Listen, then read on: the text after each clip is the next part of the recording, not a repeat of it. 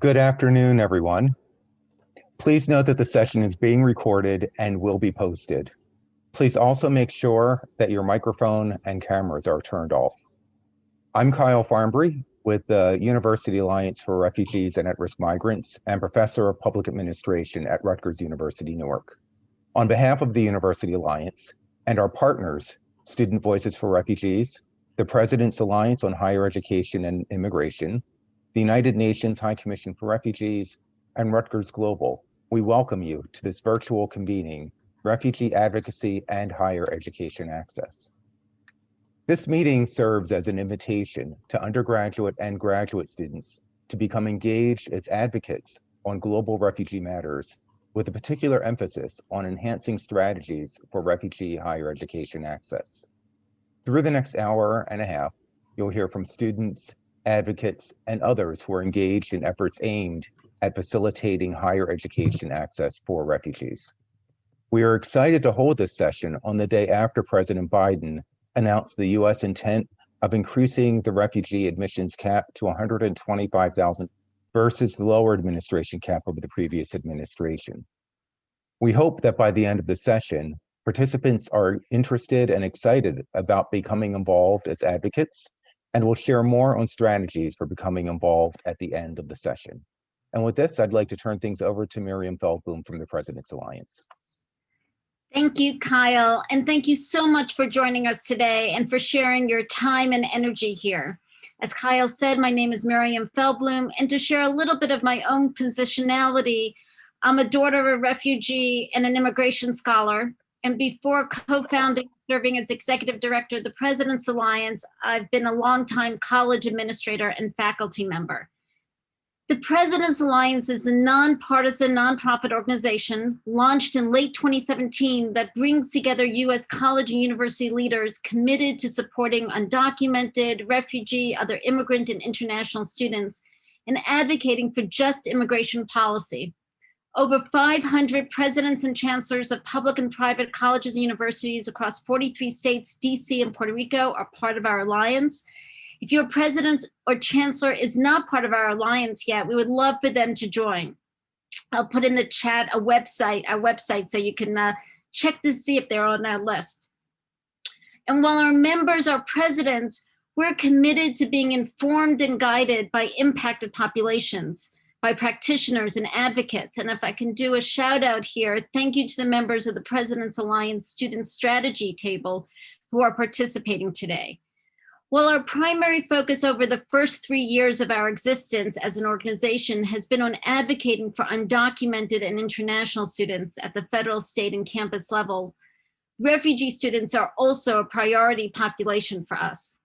With the change in administration, and as Kyle just mentioned, that really excellent executive order that just came out, but so much more also needs to be done, we will be expanding our work to advocate for federal policies to facilitate the entry of refugee students into the US, and at the state level for policies that increase refugee and asylum seeker access and equity into higher education in the workplace.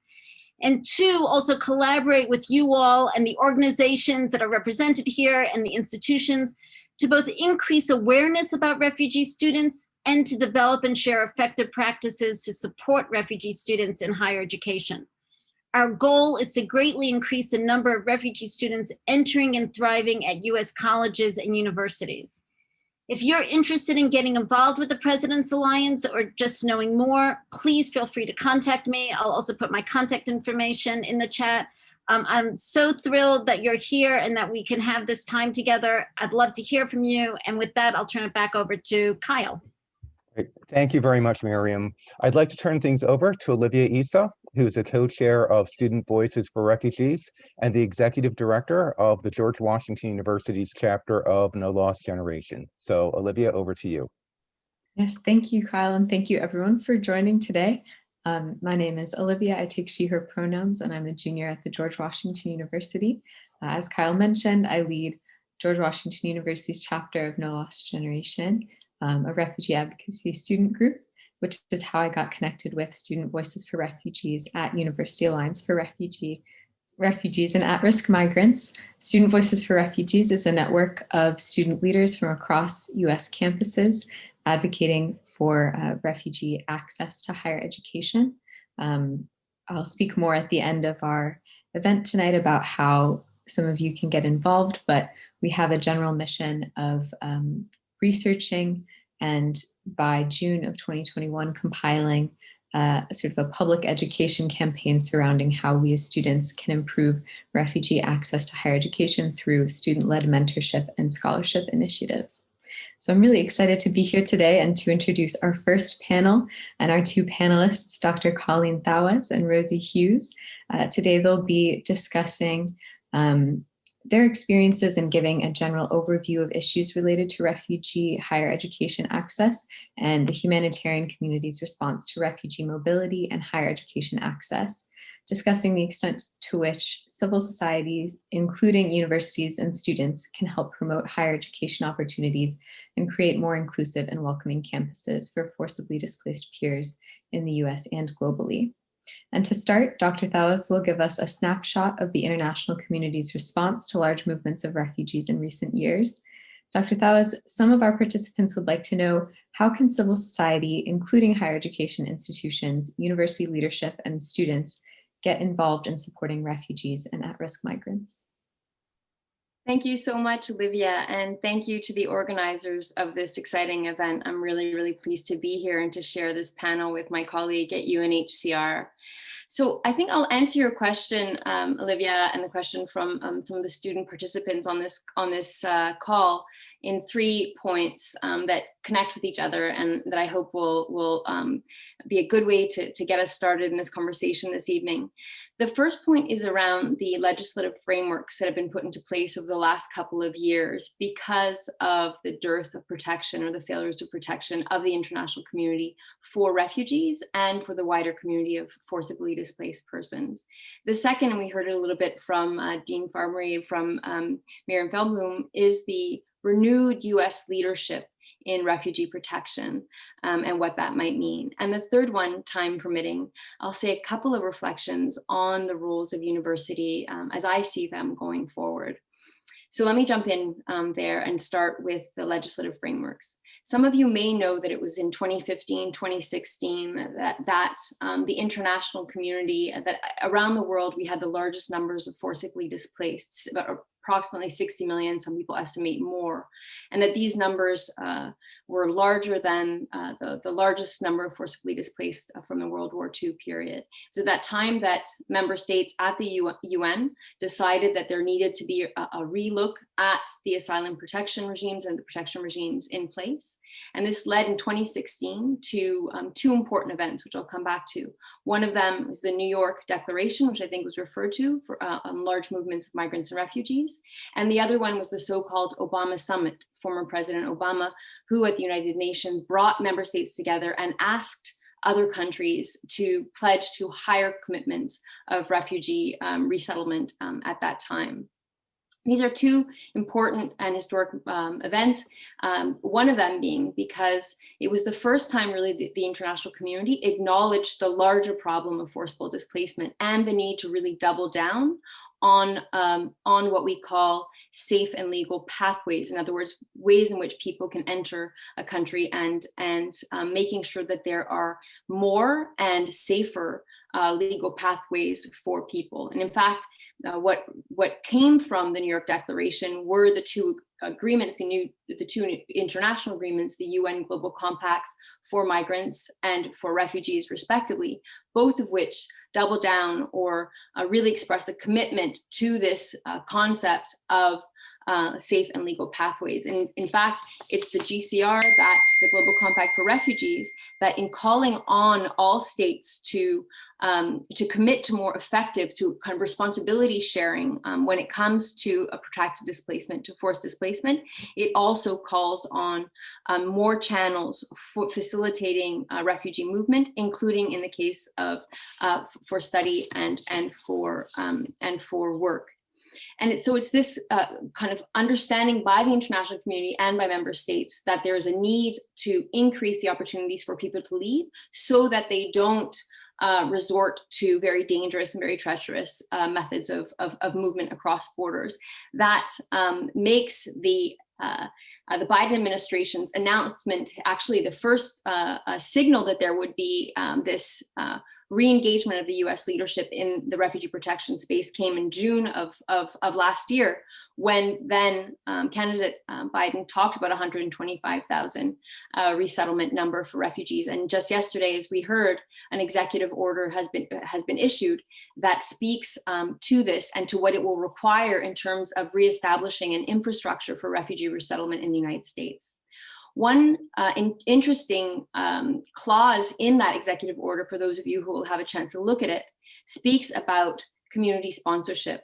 And this is one aspect that I would like to use my last few minutes to speak about, because it is one place where I see, and I know others do as well, a really important role for universities as thinkers, yes, as they always have been, but as doers, and in this instance, stepping in as private sponsors for refugees, contributing to the US administration being able to reach that 125,000 through a reimagine of the role that higher education in the United States plays in a time of transformation in a post-COVID world, where, as I say, universities can be thinkers around the strategies and around the advocacy and around the welcome, as they have and as they continue to do, but also as actors, as resettlers in their own right.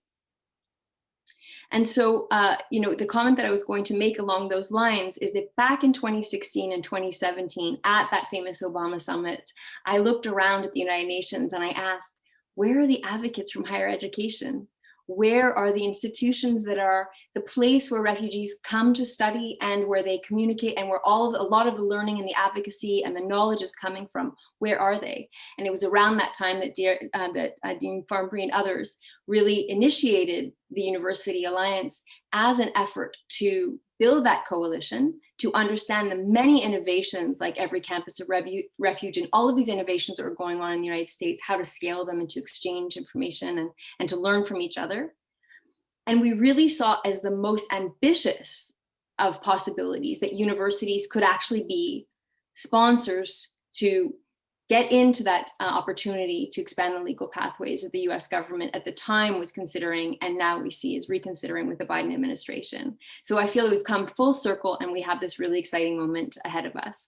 I know that I'm running out of time, and I just want to share one thing with the students on this call, which is my own perspective on how to go about advocacy work into the future in the area of refugee protection, as for any other important social cause.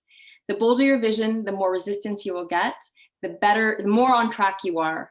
So just stay committed to the vision that you have and be relentless. Be a bridge builder as you go along, because bridge building is really, really needed in this country as it is elsewhere. Thank you, Olivia. Thank you so much, Dr. Thawes. That was such an invigorating response. And I just wanted to point out to anyone who doesn't have the chat up, we aren't doing full introductions for the sake of time, but you can read through. Dr. Thawes has such an impressive background, and as do all of the panelists here today. So make sure to check the chat for a link to everyone's bios. And with that, I'd like to move on to Ms. Rosie Hughes. She's going to tell us more about the international community's response, specifically UNHCR, United Nations High Commission for Refugees, roles in promoting higher education opportunities for refugees. Some of our participants are interested in learning about roles that college students play in the 15 by 30 target. Ms. Hughes, can you touch on this? Yeah, thank you so much. I'm really excited and honored to be part of this event and to see so many students and faculty from campuses across the country that have joined. It's really very, for lack of a better word, cool to see all of you here.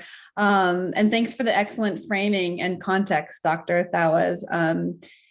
That was very helpful. So I've been asked to speak on 3 issues. One, UNHCR's global approach to higher education.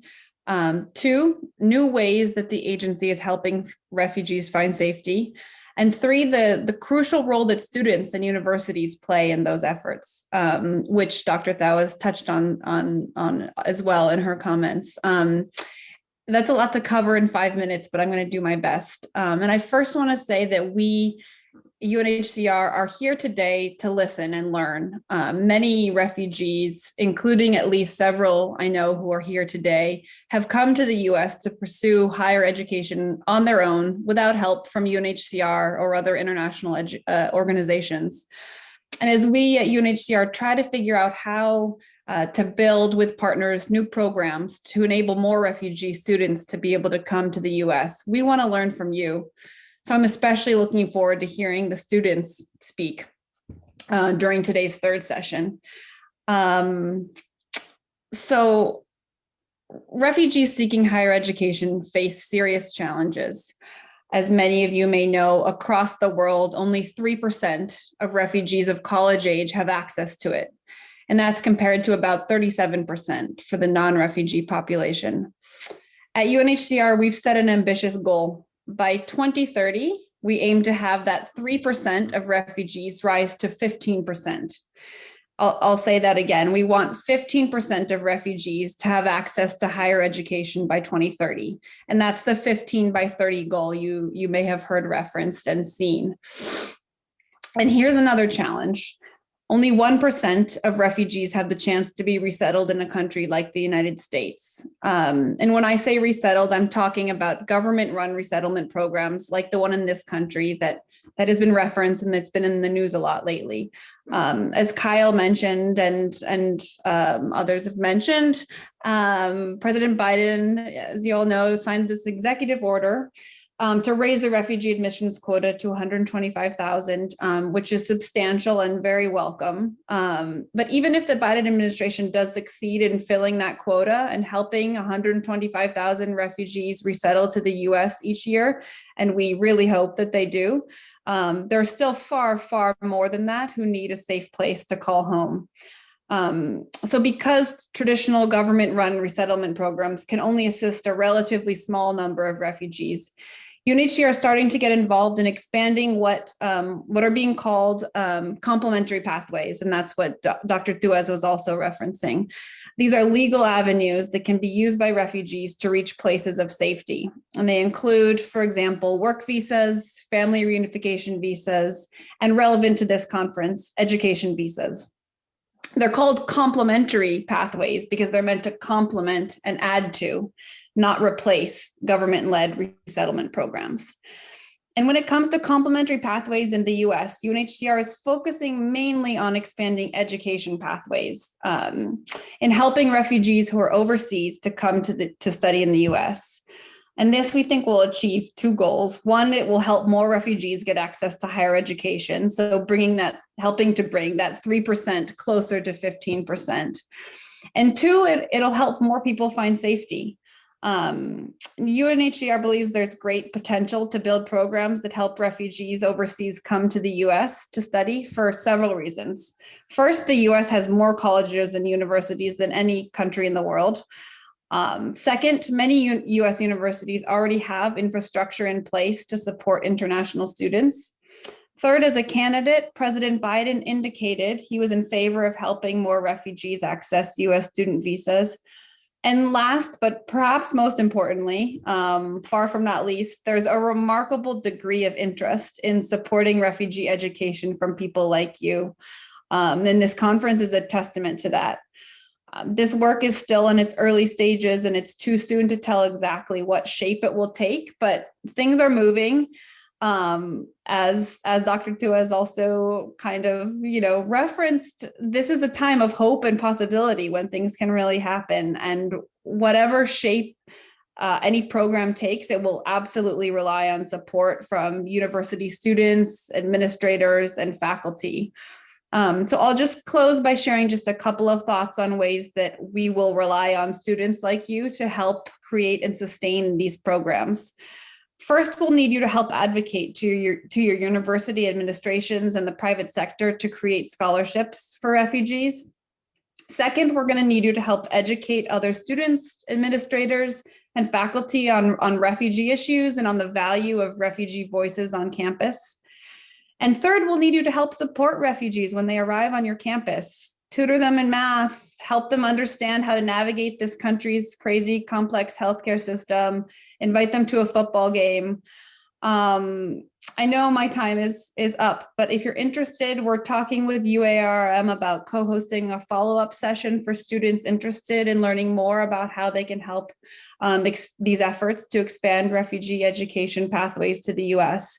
And we'll also likely co-host, along with the President's Alliance, a session specifically for university administrators wanting to set up refugee scholarships on their campuses. So please stay tuned for those events, and thank all of you for coming this evening or whatever time it is for your time zone. In order to help 15% of refugees access higher education by 2030, we really will count on your creativity, energy, and support. So thank you. Thank you so much, Ms. Hughes. I think those tangible takeaways from both of you tonight have been so impactful to hear as a student. So I really appreciate that. And thank you so much for your insight and thoughtful responses. And with that, I'd like to pass it off to Matthew Lacorte. We'll be moderating our next panel. Thank you all. Thank you so much, Olivia. I appreciate it. Good evening, everyone. My name is Matthew Lacorte, and I'm the Government Affairs Manager for Immigration Policy at the Niskanen Center, which is a think tank in Washington, D.C. It is great to be moderating this excellent panel tonight, which truly could not have been scheduled at a better time, as already discussed by a few of our panelists. Just 24 hours ago, President Biden signed an executive order, which is one of the most significant steps taken in decades by the United States government to reestablish and re-energize the U.S. refugee resettlement system. In this session, we're going to examine institutional approaches that leverage campus and community assets to support refugee access to higher ed and integration on and off campus. Colleen set the stage for us already, but our panelists will further explore concrete ways for participants tonight to identify and mobilize campus resources to foster more accessible, welcoming campuses for displaced students. I will now introduce both of our panelists. Speaking first, we have Dia Abdo. Dr. Abdo founded the Every Campus a Refuge initiative, which advocates for housing refugee families on college and university campus grounds and assisting them in resettlement. The flagship chapter at Guilford College has hosted 52 refugees so far from Syria, Iraq, Sudan, Uganda, Rwanda, and the DRC. Professor Abdo will offer more details about this incredibly innovative program in just a few minutes. Speaking second is Jonathan Goldman, the Executive Director for the Student Clinic for Immigrant Justice at Brown University. Jonathan has years of experience in community organizing and advocacy at the state, local, and federal level, and co-founded the Right to Immigration Institute. With that, let's begin our session. Dr. Abdo, we know that campuses are very special places that can have transformational effects for refugees. Please tell us more about Every Campus a Refuge initiative and how the students and faculty members on this call tonight can mobilize their own campus resources on behalf of refugees. Thank you, Matthew, and it's wonderful to be here with you all. Much appreciated, and it is a great time to be talking about this. And we've been, for the past 4 years, it's been really challenging getting other campuses to sort of adapt or adopt Every Campus a Refuge, because the refugee admission program has been so decimated. And now with a much more hopeful horizon, with increased refugee admission, we're hoping that other campuses will take this on. And so what I'd like to do is tell you a little bit about what ECAR is. Matthew has already given you a sense. So Every Campus a Refuge was founded 6 years ago at a very small liberal arts institution in North Carolina, in the south of the US here.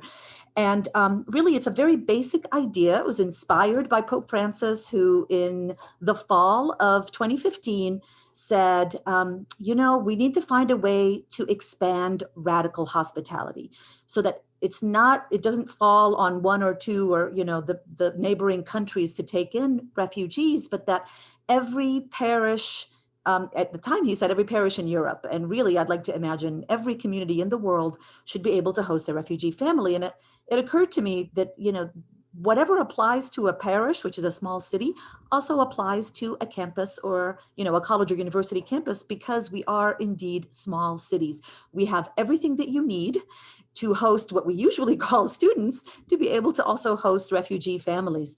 And so we have housing, we have facilities, we have human resources, you know, our students, our faculty, our staff, just immense resources to be able to do this work. And so 6 years ago, I brought this idea to our president, who said, absolutely yes. And so we started hosting refugees on Guilford College's campus in a campus house, in a faculty house that's now dedicated to this effort. And we've been doing that for the past 6 years. And every, few months, we host a family on our campus. We provide, we partner with a local refugee resettlement agency, CWS, here in Greensboro, and we provide case management services, but we also provide services that are incredibly unique to colleges and universities. In one particular example, we hosted an artist who was able to make use of our art studios and art supplies and then exhibit his work on our campus gallery, in our campus gallery. But also just our interdisciplinary skills that our students have and our faculty have to be able to provide an opportunity for integration that's fuller, I think, and more rich than what the current refugee resettlement program allows for, which with its focus on self-sufficiency.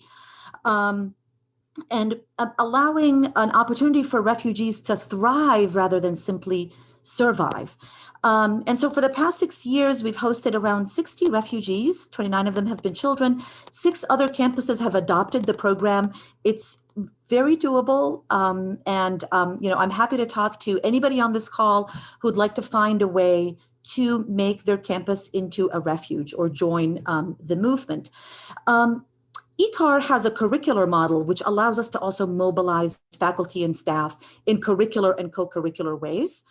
And so one of the things that we've done is we've started a minor in refugee resettlement, forced migration, and displacement, where students are able to study forced migration and displacement and refugee resettlement, but also do the work of hosting refugees on Guilford's campus and earn credit for doing that work. So it's been a great way for us to really mobilize students' passions, their disciplinary skills, and their interdisciplinary skills towards this effort.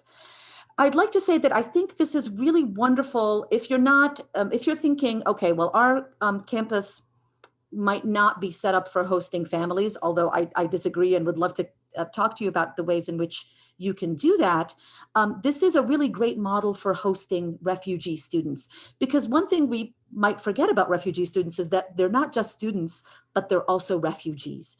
And refugees have particular needs, unique needs, and needs that should be geared towards integration. And so thinking about models that address the needs of refugee students, not simply as students, we're focusing on their education, we're focusing on supporting them as students, but also to support students who are refugees in their resettlement efforts and in their integration efforts. So I think a version of Every Campus a Refuge, where we're mobilizing campus resources, both material and human, to support refugee students, both in their educational efforts, but also in their integration efforts in the city, I think is incredibly doable. And so I think I'll stop there, Matthew, but I urge folks on this call who are connected to any campus or university. I want to remind folks that students are incredibly powerful entities on their campus. And it's incredibly easy to start an effort like this through a student club or organization or through a class project.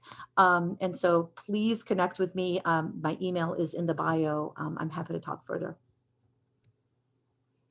Thank you so much, Professor Abdo. I hope that your inbox is just flooded with requests for conversation in the coming days. One thing I will note before I turn it over to Jonathan is that in the executive order that was signed last night, the president instructed the State Department to review sponsorship models and report back with a plan to expand and develop those models. So while this idea of university sponsorship is very actively being debated and thought about on campus. And while you can have tremendous influence in leveraging your campus resources, this is also a very active policy debate in Washington. So for those who want to get more involved in advocacy at the federal level, please reach out to the event organizers today. There are so many ways to get involved, from both your campus all the way to our nation's capital. So please don't hesitate to reach out. I'm now going to turn it over to Jonathan Goldman. Jonathan, can you please share the SCIJ model and let us know some ways for students to use the model to support higher education access and integration? Yeah, thank you so much, Matthew. I before diving into that and also letting you all know who I am in the first place, I also want to just recognize this really awesome trend that I've seen from the speaker so far, talking about students really being a source of power for change. One of our core values as an organization is recognizing students as leaders and recognizing that students have and continue to be at the forefront of social change. And that is really core, as you will hear in a moment, to the work that we're doing. But to also just let you know who I am and how I've ended up in this work. So I was born in Denmark, in a really small town called Lering, and I moved to the US when I was about 2 years old. And that experience of coming to the US, seeing the contrast between my experience and that of so many others, is really what has put me on this path of being involved in immigrant justice work. When I was an undergrad at Brandeis University, I actually co-founded an organization that was training Brandeis students to provide free legal services to immigrants. It ended up being an incredibly successful program. I kept working there after graduation and eventually really was trying to think about how do we take this great idea of training students to do immigration work and create something that is scalable and replicable and more collaborative in its approach. And to give you some perspective as to why this was such an important issue and why in this moment it is even more so an important issue, is that there are currently 1.2 million pending immigration cases.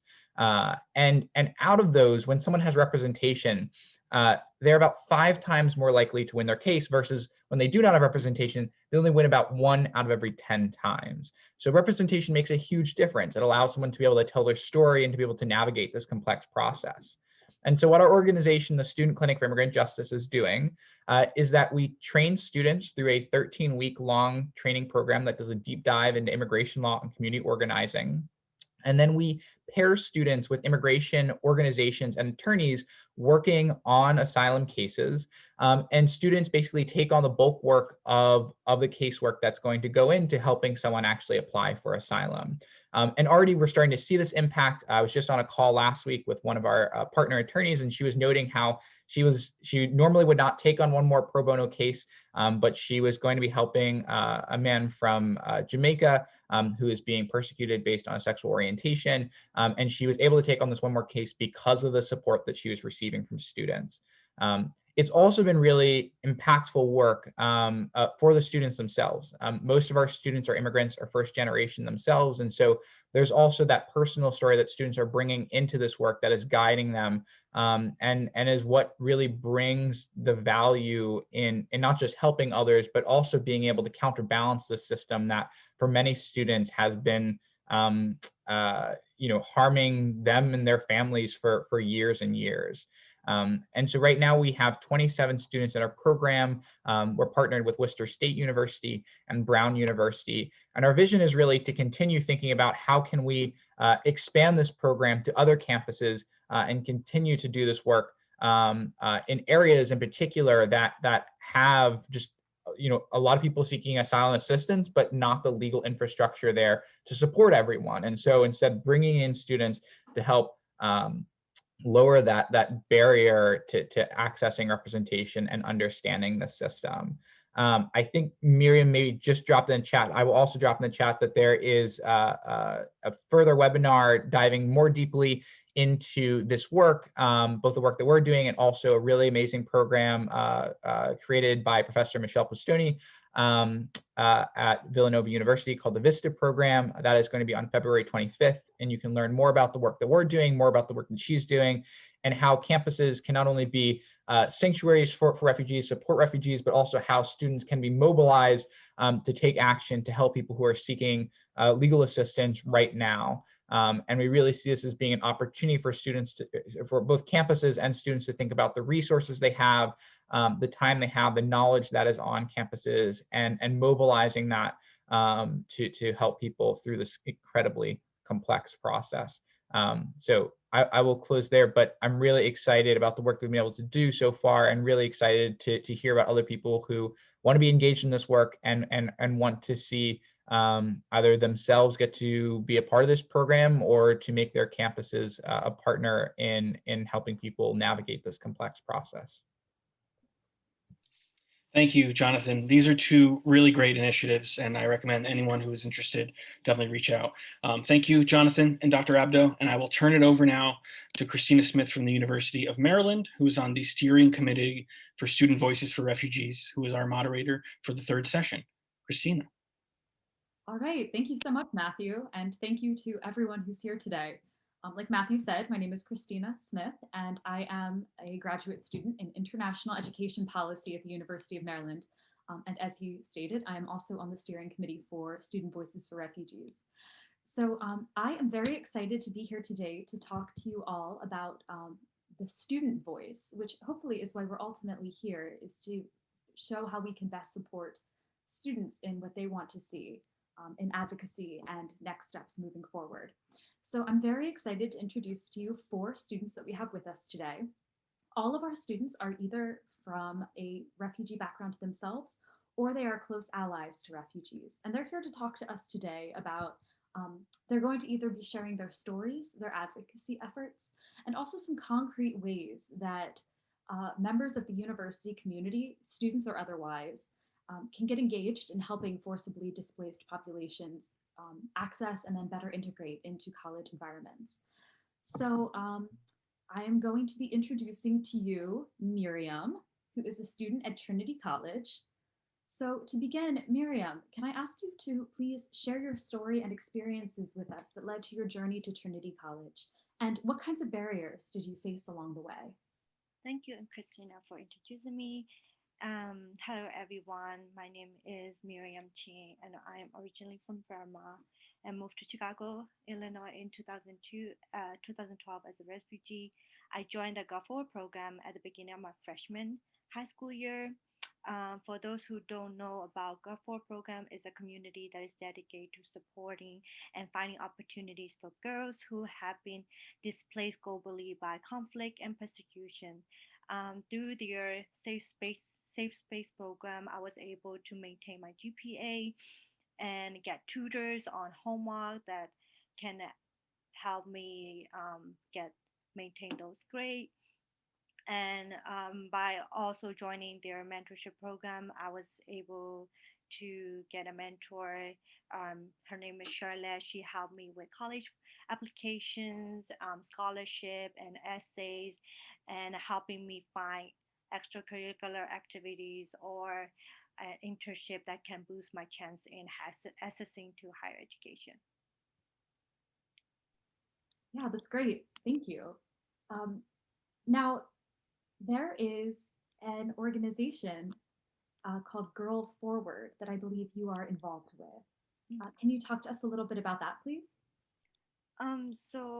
As I introduced earlier, so Girl Forward is they help out Girl Forward like have higher chance in getting into access to it college for especially high school students, high school girls. So they provide safe space program where girls can do their homework, and they also give mentors. And some of the barriers that we face were not having enough resources outside of school, such as like accessing to like SAT or ACT prep book, or having study sections with other girls. And since we do not have we still struggling with like English, they were able to help us like improve that through summer program too. Well, it sounds like a great program, so thank you. Well, we will come back to this, but I would now like to introduce everyone to Nay May. And so Neme is a student at Brigham Young University.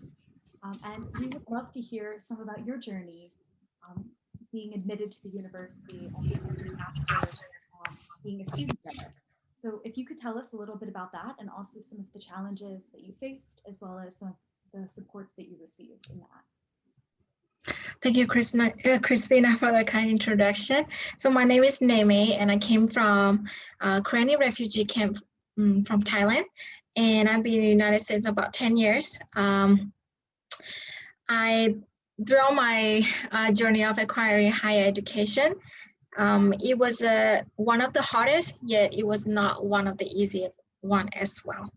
But I have learned that education is not all about money, but it is an asset and powerful tool that once a person possesses, it will enable him or her to effectively contribute back to society and country. It's also one of the most effective ways to lessen poverty and change the world as well. But how did I get to that point? How did I learn that education is that important for me and myself and other people?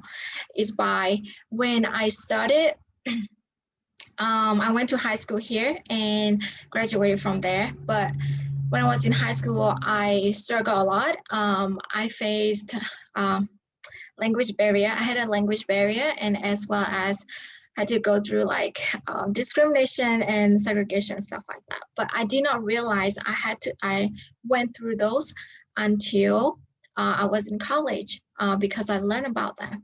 So that's how powerful the education can teach us and help us to be aware of those what's going on in our life and also around us. When I was in College of Southern Idaho pursuing my sociology, associate degree in sociology, I met a wonderful professor who gave me the opportunity to be part of the honors program, which enabled me to believe in myself and to also learn in many different aspects of how I can effectively study and also be a good student and also participate in the society as well. But most importantly, I've learned that for us as a refugee, opportunity cannot just come to us because of limited networks. So we really appreciate opportunities that are given to us. And I have a unique story where after I graduated from CSI, College of Southern Idaho, I applied to 3 different schools, 3 different locations. One is in Idaho, one is in Hawaii, one is in Utah. And because of financial restraint, I couldn't afford to go to Hawaii and Utah at the time. And I ended up in the one in Idaho, which is Brigham Young University of Idaho.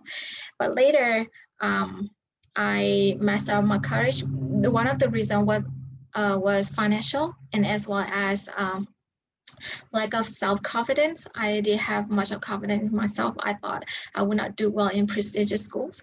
But then later I met a wonderful professor again there who I can share my story with and who I can talk to him about my problem and stuff like that. And then that has encouraged me to transfer to Brigham Young University in Utah. And part of that, I would like to recognize one refugee program who provide financial assistance and then also academic consulting, which I really appreciate. That has helped me to further my education and come along this way. So yeah, and that's why I'm here now, and I'm still looking forward to acquiring my higher education in master's degree in the future. Wow, well, thank you so much for sharing that. And I think that that's really important for all of us to hear right now, that being able to support through networks is of such importance to students. So thank you. Now, I understand that you're working on a higher education advocacy initiative yourself. Advocates for Refugees in Higher Education, if I'm correct? Yes, that's correct. Can you tell us a little bit about that? Yeah, so that Advocates for Higher Education, Refugee in Higher Education started 4 months ago. And that coalition organization mainly started from a professor, Dr. Stacy at Brigham Young University, who I work for. I was her research assistant. And with that, and then my research on Korean refugee youth in their obstacle in acquiring higher education. With the influences, we established that organization, and now we are helping refugee students across the United States. Start up with Utah Valley, but then we recognize that a lot of refugees in the United States need help. So we spread it across the United States, and we help whoever need help with college application, FAFSA application, searching for scholarship. And recently we established mentorship program as well. And we are also working toward raising awareness at Brigham Young University, sharing refugee stories, and also hopefully establishing a scholarship for many of the prospective refugees in the United States who would like to come to Brigham Young University, or the needs within those who are really in needs of the financial, and as well as hopefully our main goal is to fill the gap. So we want to fill the gap where there's a need out there. Wow, you all have been busy in 4 months, it sounds. Yes, we've been doing a lot of stuff, and a lot of things has happened for 4 months. So great. Yeah. Well, thank you so much, Neme. I'm now going to introduce Assad, who is a recipient of a scholarship from Columbia University. It's the Columbia University Scholarship for Displaced Persons. So Assad, can you tell us a little bit about what this program entails? Thank you, Christina. And I'm very happy to be here with you, and to hear all those stories of those amazing people and the people who are advocating for refugees and students, and to hear about those initiatives also. It's really something can cheer us up. So before starting, I would really thank Columbia, because without their this scholarship, I'm on it. I could never came to study here in New York, or to study in Columbia. And in the first meeting we had with the supervisor of this scholarship, he was mentioning some numbers. And he said we were about 10 students out of about 400,000 applicants.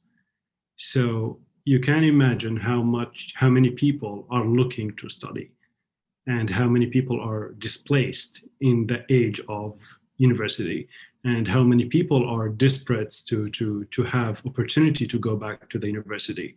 So it's amazing scholarship. It cover like it takes care of a student for everything, and it just want the student to study.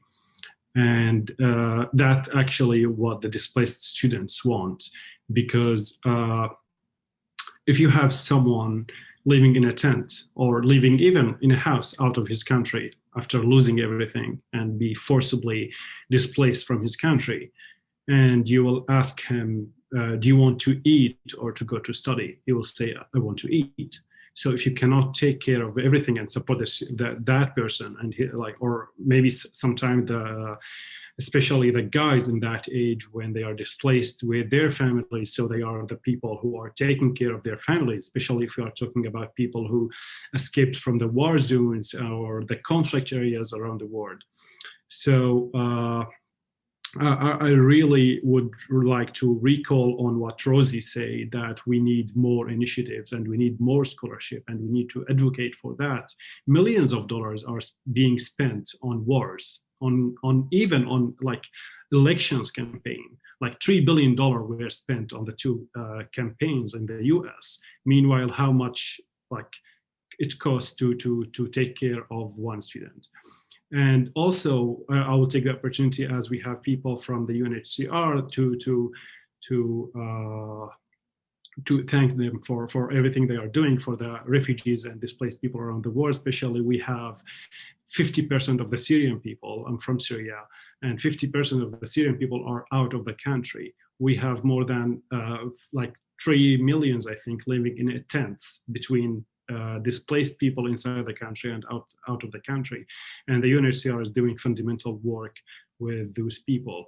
but also it could be more. Like it's never enough.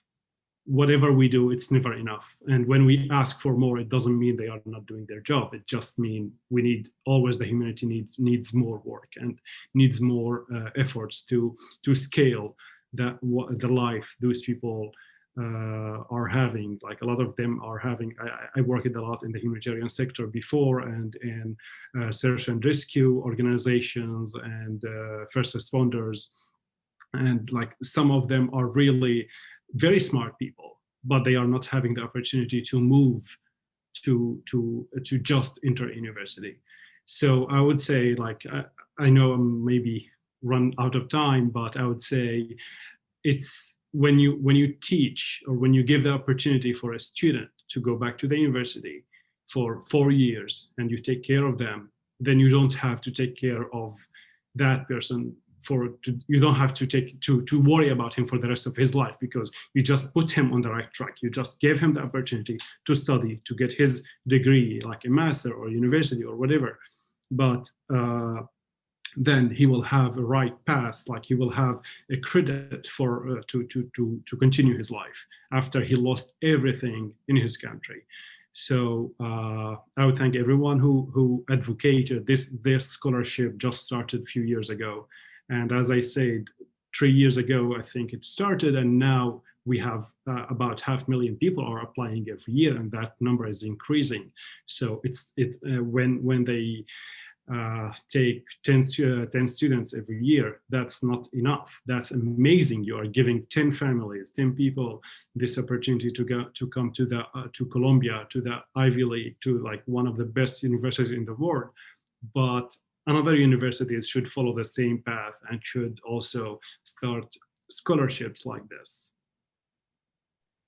Wow, thank you. That's really helpful perspective. And yeah, everyone, you heard Rosie, you've heard Assad.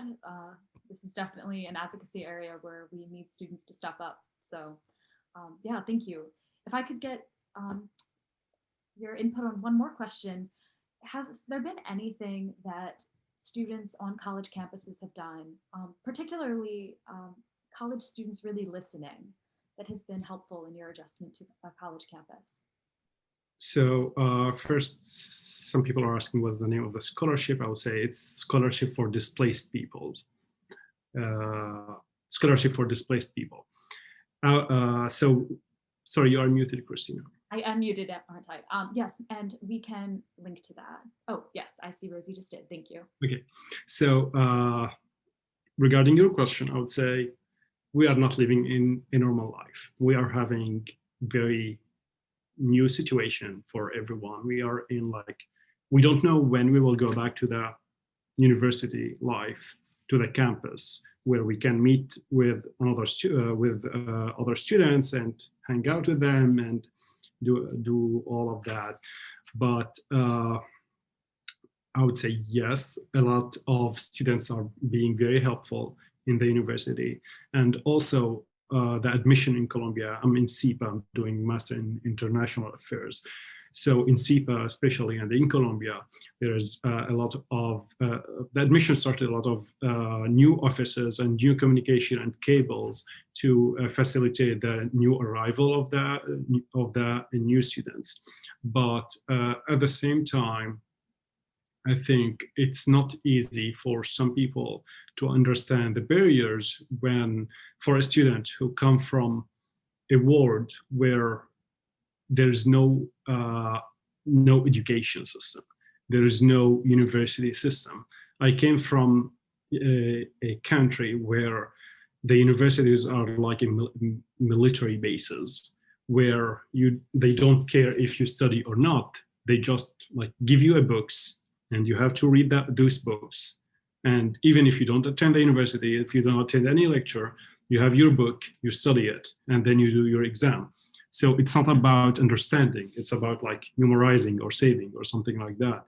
So when I moved here to study in the US, and I never took any course in English, and I never studied anything in English, and it's not my first language. So it was kind of difficult to move to to be on the same level of the people who already studied or did their undergrad in the US, because not only because of the language, but also because of the difference in the system of education.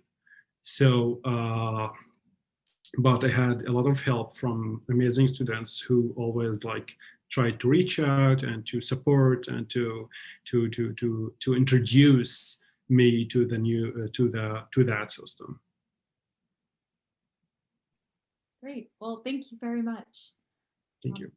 And so now we're going to bring up our last student, Iman. And Iman, I know you actually started a scholarship program yourself. So we would love to hear about this initiative, also hear why you started it and how you went about starting it. Sure. So thank you, Christina, and thank you to all the organizers, all the speakers, and all the attendees. It's really an honor for me to be able to share my story. So I'm actually not a refugee, but while I was an undergrad at the University of California, Irvine, I decided to take Arabic. And in efforts to practice Arabic outside of the classroom, I connected with refugees and asylum seekers online, and we practiced language exchange. And they told me that they were seeking higher education opportunities and they needed scholarships. And so I realized that my campus and the entire University of California system at that time had no scholarships for refugees.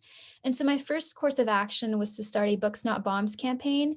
Books Not Bombs is a student-run campaign that became less active during the Trump administration, but essentially it has students call on their universities to join the International Institute of Education Syria Consortium to create scholarships for Syrian refugees.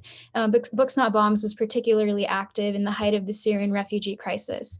So I started that campaign and I collected signatures and I wrote a resolution for my campus's student government, which was unanimously passed. And I also reached out to students at other University of California campuses and showed them how they could also pass similar resolutions. So we ended up having several student governments pass resolutions. And in January 2017, I applied to become a student advocate to the UC Regents, and I was invited to the UC Regents to speak about this initiative. But this was just 1 week before Trump's travel ban was about to go into effect. And so the regents were really worried about the politicization of allocating seats and funding for refugees and joining the IIE Syria Consortium. And in short, they told me that it just wasn't possible. So what I decided to do then was just to create my own scholarship program. And UC Irvine, which is where I was at, had a project grant, which supports a student's compassion and action project, which is what they called it. And so I applied for the grant and I ultimately was awarded $6,000 for that grant. And I used the grant to hold a community-wide fundraising dinner and raise a little over $93,000 for the scholarship. And then I found a local nonprofit that works with refugees to hold the funds. And I also established a selection committee and expanded the scholarship so that both the University of California and California State University students could benefit. And so to date, we've awarded 15 scholarships so far. And yeah, I would just encourage you all, if you're interested, to check out refugeescholarship.org. I think it's somewhere on my background. And I would love for you to check it out and just read about these incredible recipients and their stories. Thank you. Iman, that is incredible. So let's say that some other universities or students want to take on something similar. Do you have any recommendations for what they can do to get this started? Yeah, sure. So I would first say, find the population that's not being served. So in the state of California and arguably most of the country, that's the asylum seekers primarily. So, you know, refugees and asylees can apply for federal financial aid, even though that's limited and oftentimes they need loans, but at least they have the option to apply for the FAFSA. And in California, undocumented students who can meet certain requirements under a policy we have here called AB 540 can qualify for state aid, but asylum seekers don't qualify for either federal or state aid, at least in California. And so what I've done is just primarily, I've tried to find a way to serve the asylum seekers.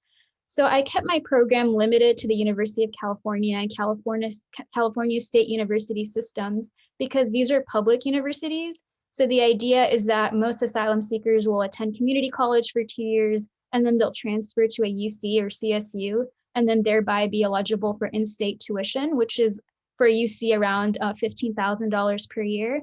And then the Refugee Student Scholarship Program, which I established, could then provide scholarships primarily to asylum seekers and up to $10,000 a year, so that, you know, it'll be more, it'll have more of an impact. Now, for the sake of time, I'll just mention that I have a forthcoming paper that'll be published in the spring in Georgetown's Immigration Law Journal about practical ways that students can serve asylum seekers. And I know that Student Voices for Refugees and UARRM are preparing really helpful guides, and I'm really excited to work with them. But in short, I would say establish a campus organization, which I know that idea has already been put out there by several speakers, and find students who support this cause, and also reach out to faculty members who can serve as allies and who are also very supportive of the cause. And then see what your university is like. Like, is your university a Columbia that's willing to create scholarships and willing to allocate funding? And if it's not, then look at your community. You know, is your community willing to assist? And that's what happened in my case. I had a very supportive community, and I was able to crowdfund for the scholarship. And if, say, you don't have either of those options, but at least the student body is supportive, then you could try, and I know the UARRM will be talking about this more in the coming months, but you could look at the WUSC model, the one that they have in Canada, or what some students did at Oxford University, and get students to commit to a referendum that'll support the tuition costs of one or more displaced students on their campus. So I guess bottom line is just don't be afraid to look for support. I know Olivia will be talking more at the end about ways in which students can get involved, and Students for Voices of Refugees, and you know, who are also committed to these goals, and we can all be a part of this network, and we're here to support you and look forward to all of your initiatives. So thank you, Christina. Oh, well, thank you. We have just heard from 4 really inspirational students, so I really appreciate all of you taking the time. We actually have a few minutes left, so I would like to just open it for a moment to all 4 of you, Miriam, Neme, Iman, and Asad. Just very broadly, is there anything else that you would like to share about what students or universities can be doing to make their campus more accessible to refugee students? Any final thoughts?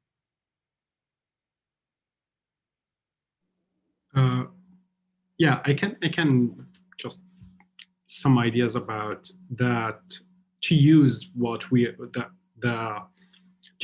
having now. Like, it was unchoosable to switch to all this online thing, and to be doing all the classes weirdly online from behind the screen. And I don't know how the universities will deal with that system. Like, Columbia and the other universities in the US switched very nicely to a new online system, which helped all the students to don't waste time and to keep going with their programs. So, but we don't know after we are over that pandemic how the university will deal with that system. Will they keep it or not? But that system can be used for a lot of students who are not in the US to have access to those universities with less fees, less tuitions, less expenses. Instead of living in New York, they can study from Sudan, Somalia, Syria, anywhere around the world, and they can have access to that online education system. So that can be something maybe we advocate for, to keep that system for the future, and to give more opportunities for the students from around the world to have access and to apply to join the universities with that system. Yeah, absolutely.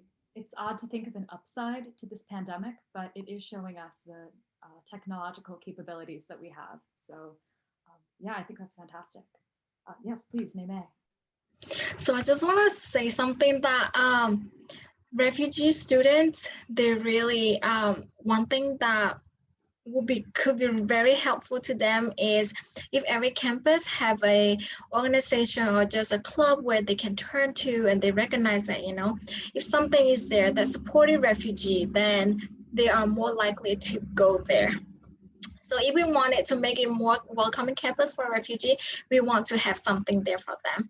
And then that can be implemented, like you said, through students. There are a lot of students that study sociology, social work, or policy, right? Who are passionate about this subject. And then there are teachers, professors who are also teach you those subjects. So if there's something that you're really passionate about, then connect with your professors and share ideas or thoughts. You recognize issue in the society, make sure you bring it up to your professor and share it, and then maybe that's where you can start something from there. So yeah, that's my thought. Yeah, thank you. Hopefully everyone here on this call is taking notes in their head, thinking about how they can make some of this happen. Anything else from our speakers? Well, if not, then at this time, I'm going to turn it back to Olivia Issa, who you met earlier, and she's going to talk to us about some final steps. Yes, thank you, Christina, and thank you to all the panelists who've spoken since I was back here. This has been so educational. I've been taking furious notes, so thank you, everyone. Yeah, I'd like to touch on some ways that students could get involved sort of in the short, immediate term. As I mentioned, I've been working with University Alliance for Refugees and At-Risk Migrants, UARRM's Student Voices for Refugees network over the past several months, since July, or I guess June, the World Refugee Day of 2020 is when UARRM launched this student-led initiative in which we've spent the past semester and several months researching and connecting with established organizations to talk about how student-led scholarship and mentorship programs have existed in the past. We've connected with Iman Siddiqui and World University Services Canada, Proyecto Habesha, some of the organizations that have been mentioned on this call, ECAR, Every Campus a Refuge, and really trying to delve in deep on what has been successful in the past and what can we do to build those out institutionally at universities across the United States, and how we as students can lead those. So the goal is, by World Refugee Day 2021, this June, we can launch a public education campaign with clear lists of how to launch mentorship and scholarship programs for students with forced migration backgrounds at our universities, and how we, again, as students, can lead those initiatives. So we have currently, I just sent in the chat, we have 2 working groups made up of volunteers, students from across the country, working to do that research, connect with heads of organizations, which has been a great opportunity to really meet with some of the folks leading these efforts, meet with them, speak with them, and really get the valuable information that can inform how we put this public education campaign together. So if you're interested, if you're a student right now in the US, feel free to fill out that form that I put in the chat.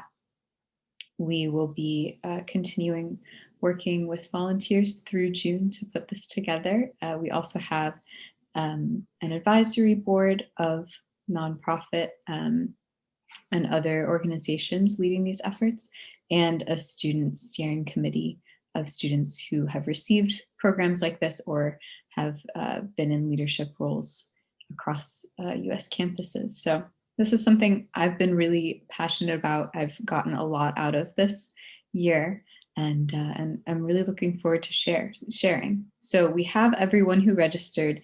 We have your email address, and we're hoping to follow up in the coming months as this public education campaign is coming together. We're hoping to share that as far and wide as possible, including with you all, so that you can have those sort of tangible guidelines and informed by research on how to really make an impact as students. So feel free to reach out to myself. I can put my email in the chat. If you're interested, feel free to reach out to anyone on the UAR team. Yeah, and this has been excellent. Yeah, I can pass it on now to Dean Farmbry, but thank you, everyone. Great, thank you so much, Olivia, and to everyone, all of our speakers for today. This has been a really wonderful event, and there are lots of things that I had a chance to learn about that a lot of our organizations have been involved with. So thanks to all of the speakers. I also want to take a quick moment to thank our colleagues over at Rutgers Global who helped really make sure that this event went very smoothly. So to Greg and Lauren and both Ricks, as well as to our team of graduate students at Rutgers and who've been involved with both the Student Voices for Refugees, Jane and Dina and Jorge. So we have a lot of folks who've been involved with this effort behind the scenes, and we hope to have as many people as possible who are on this discussion to join us as well.